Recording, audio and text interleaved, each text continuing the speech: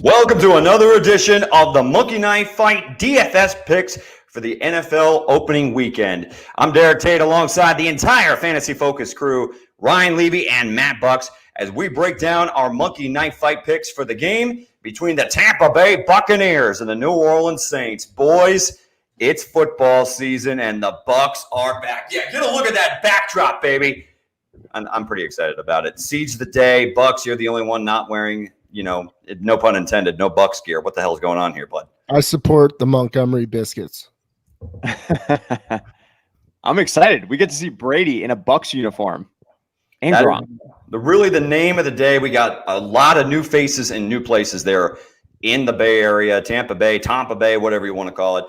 Rob Gronkowski, Leonard Fournette. It is going to be a collection of talent, which can mean it's going to be a little bit difficult to hit some of those overs. But we're going to talk about our Monkey Knife Fight DFS picks here in just a moment. But if you have not yet played Monkey Knife Fight, if you are sick of just kind of playing fantasy sports or fantasy contests where you're just trying to rack up specific fantasy points, this one allows you prop bets, whether it be for more or less for fantasy points or for passing yardage, rushing yardage, touchdowns, receptions, etc. Go to monkeyknifefight.com, create an account, use the promo code FOCUS when you make your first deposit of $50 or more, and Monkey Knife Fight will credit you with an additional $50. Boys, you ready? Oh, I'm ready. I got a little taste last night on Thursday Night Football. Heartbreaking down the garbage time. Watson over Mahomes in fantasy points. I would have got 4 out of 4. So what is that? 15 times your buy-in or whatever it is. I got screwed on that. So that was painful, but I learned a lesson. Bucky, I know you are the Monkey Knife Fight expert. Again, it's just so tempting to take the mores, and more often than not, the less is going to hit. So I'm going to play conservative today, even though I'm rooting for the Bucs to score a lot of points. I'm playing conservative. Yeah, years of being told I'm less than has made me a less man. On that note, let's move on to some of the picks here, and we're going to take a look at some of the contests in particular. We're going to start off with the one that really people probably are the most interested in, and that is the simple more or less between Tom Brady and Drew Brees. So, of course, how this works, you pick a more or less on their total passing yardage, and if you hit on both, you get 3 times your buy-in. For the over-under set for Tom Brady is at 287.5 passing yards. And then for Drew Brees, 286.5 passing yards. Pretty damn similar. So, boys, Brady's got a whole bunch of new toys to play with there in Tampa Bay. He's on the road, but not the same home field advantage that the Saints are accustomed to because of COVID-19. So, Brady has some of the best weapons in the National Football League, but it's his first game with his new teammates. Levy, where do you like the more or less? It's an easy less for me. I don't think that Brady needs to throw for 300 yards for the Buccaneers to win this game. I think they're going to run the ball a lot. I think Rojo's going to be involved and Lenny Fournette is going to be mixed in. So I think even if you're playing Rojo in week 1 on your season-long fantasy leagues, I feel okay with that in week 1. So I think they're going to ground and pound here. And I'm going to say Brady throws for like 2 or 3 touchdowns and a pick, but like 260. So I'm going to take less here. And I like this Bucs defense. They were really strong down the stretch last year, and they pretty much retained everyone. So I don't think that I'm going to say less on both. I just don't think that the Bucs are going to need to score a ton of points to win this game because the defense is going to control the clock. Bucky? Agreed on both stances there. I'm going less on both. Look, neither of these guys wants to step back and throw the ball 45 times, I don't think, anymore. I think they want to play a controlled game. The Bucs defense, I think they're going to keep this pretty low, and I think it's going to be a kind of a short dink and dunk type of system here for Tom Brady with some extension there. I think Chris Godwin's going to find the end zone, but I see them finishing both like right around 260, 270. I mean, it's going to be damn near close, but you're basically saying they're both going to hit 300 yards in this scenario. I don't think either of them do. I got less and less as well. So we take a look at even last year in the one sample size that we got from Drew Brees against this Tampa Bay Buccaneers defense, which is essentially the same with the exception of adding Antoine Winfield Jr. So he only threw for what, 220 yards or so? I mean, it wasn't something where he lit the Bucs up. I mean, he threw 3 touchdown passes and had a clean game, and they, kicked the Bucs' ass and everything of that nature.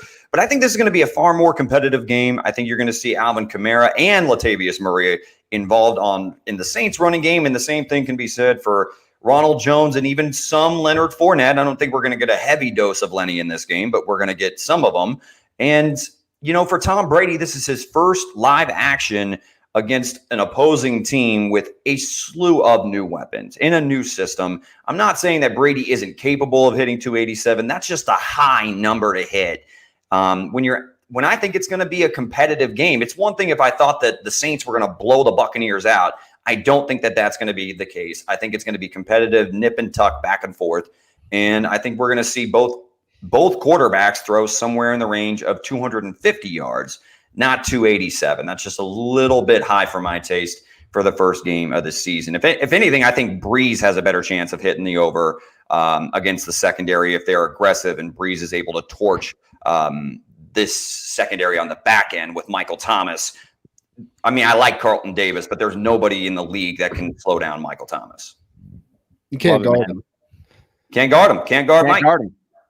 So, yeah, no, I'm going to go the less as well. So double less on Brees and Brady. So one of the other ones that I actually really enjoyed from the opening slate of games was the touchdown dance. So how this works is you got to pick 3 players, non-quarterbacks, that have to score a certain amount of touchdowns to win money.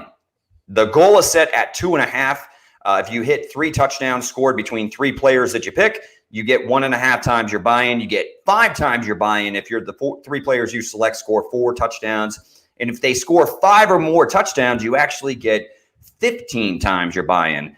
I think that this is pretty simple, guys, because I think that the offensive weapons that you can take to the bank that are going to be heavily involved in this game are the Saints, Alvin Kamara, and Michael Thomas. But you have to select one Tampa Bay Buccaneer. If you guys have other selections, let me know. But I'm going with Kamara and Thomas easily to get into the end zone, or at least have the best odds to find the end zone in this one. And then which Tampa Bay Buccaneer, it's kind of a take your pick. Yeah, I'm in agreement with you on the 2 Saints you got here. I just feel like maybe Manny Sanders could find the end zone if you want to get crazy, or Lat Murray. I could actually see Lat Murray scoring out over Alvin Kamara. I just see that against the Bucs for some reason. But I will be on board with your 2 picks there. I'm going to go with Godwin because Evans is a little bit banged up. I'm nervous about that.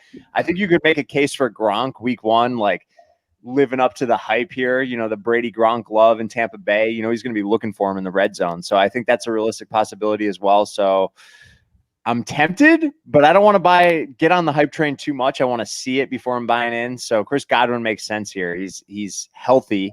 Evans is not. And I think we're going to see him in the slot a little bit here and there. Maybe they mix him in, right? He'll probably be playing outside for the most part, but they'll find ways to get him the ball. Well, he's just so athletic, especially in the red zone. I look for Chris Godwin to punch it in. Yeah, no, I'm going with Godwin. I think he's the one. Him and Gronkowski are the 2 players in the passing game that present the most matchup issues for the New Orleans Saints.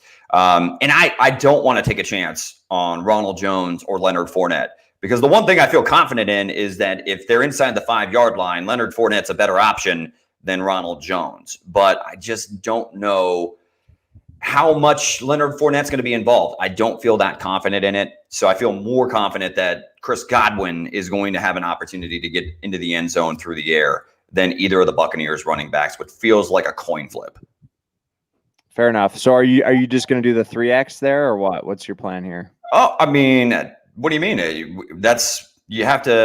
You select them and then. Don't you have to select? Oh, okay. I thought you just had to select. So basically, if these guys score 5 touchdowns, we're getting 15 XR buy-in. I thought you had to select up front which you want to risk for. No. You can, if you feel confident, then hell, this could be what I'm not putting you on it, but I'll set the goal. I'll put a 5 spot on it, man. I think that they're definitely capable of scoring 5 touchdowns. Wait, so I was right. You have to select a goal. What do you want to risk here? Oh, you do have to select a goal. Okay. See, they make it. It would be too easy if you could just get any of the prizes. 2 esteemed scholars above me here. I would. Yeah, I know. Sorry, Buck. I would say I feel confident that they can collectively score 4 touchdowns among them. Woo, man. One has a multi-tutty day. All right, fine. Let it rip. I mean, that's what I would play. That's what I would play. So, Levy, you would probably go for the 1.5 time you're buying, right? I just think it's safer, but like for me, I'm an idiot, so I'm gonna take the long shot on like a 30x buy-in, which we're gonna get into next. So, like, if I had $5 left in my account, which I only have like $8.50 left in my account right now because of Thursday Night Football, I just blew my wad in opening night, excitement, and didn't do so great. So, looks like it might be redepositing this weekend. Jeez. Well, yeah, me and you both. I mean, I'm spreading my bullets amongst a lot of different bets and plays and fantasy football, but that's what we love it for. So speaking of which, gotta love these 30 times your buy-in, 6 hitters, more or less on yardage totals. Now you can, if you're somebody that wants to go with fantasy points. And by the way, how the fantasy points are scored, we did not go over that. 4 points for a passing touchdown. What is it, like 0.04 for every yard that is thrown, -1 point for an interception, 1/10 of a point for every rushing yard, 6 points for a receiving or rushing touchdown, and a full point per reception, and of course 2-point conversions. So, but if you're more of a fantasy point guy or gal, then go ahead and play the more or less big hitter for fantasy points. But I more so prefer the prop bets as far as actual yardage or receptions or anything of that nature. And of course, it's now, come on, don't fail me now. Come on, baby. Come on. No, what's going on here? Sorry. Guys, we have to stretch a little bit. That's what they call it in the business. Oh, I love a good stretch, Tate. You got to stretch, baby. You got to stretch. More or less, yeah, I don't know exactly what happened. It's not loading up the 6th time. It just had it up there. So let's do just a 15 timer then. Wait, I might have it for you. I'm ready. I'll share my screen for you. There we go. I got it. I got it. Sorry about that. Sorry for the technical difficulties. So this is the fantasy points. You want to do that over the yardage? Oh, it says, but I'm on the one that says 30 times you're buying. It just says more or less. This one says fantasy points, but I'm on the one that's not supposed to have fantasy points. So, okay, here we go. Got it. Found it. So you're going to stick with the unders or the less on the quarterback play for this big play or what? I'm going less on pretty much everything here. The only one that scares me is Mike Evans, but one, he struggles against Marshawn Lattimore, as Bucky and I talked about on like a previous episode, which, shameless plug. If you don't follow us here on Fantasy Focus or subscribe to the channel so you don't miss any of our fantasy football content, we talked about how Mike Evans struggled last season when he faced off against Marshawn Lattimore. I think his best game was like 4 receptions for 70 yards or something of that nature. And he got goose-egged in a completely 0 receptions, 0 yards across the board in another matchup. So he's dealing with a hamstring injury. I'm 100% going less on 4.5 receptions. I don't. Okay. What's that? I said, okay, I'm on board with it. I mean, the numbers don't lie, and he's banged up. Bucky, you on board with that? Yeah, I'm going less with Evans here. So the tricky one is Alvin Kamara rushing yards, because the Buccaneers defense is actually very, very stout against the runner. At least they were in 2019. I'm personally going to go, I think he's more of a total yardage play. Sure. Rushing yards, I'm going to go less. But I still think that Kamara has around 80 total yards because of his involvement in the passing game. But rushing yardage wise, I'm going to stick at 60. Yeah, and Lat Murray's going to be involved as well. So I like under 60 on the rushing front for Alvin. I would actually go more here personally, but I agree. I don't think it's going to be much more than 60. I do think he could get over 100 total yards, though. Well, it can be a little bit over 60, just not, 0.6 over 60. Now we're talking about, we already talked about Brady. We already talked about Brees. We're going less on them. Now we're talking Chris Godwin, 79.5 yards or more or less against the Saints. I'm going more. I'll go more as well. I think he's going to have in the 80s, like 6 or 7 catches.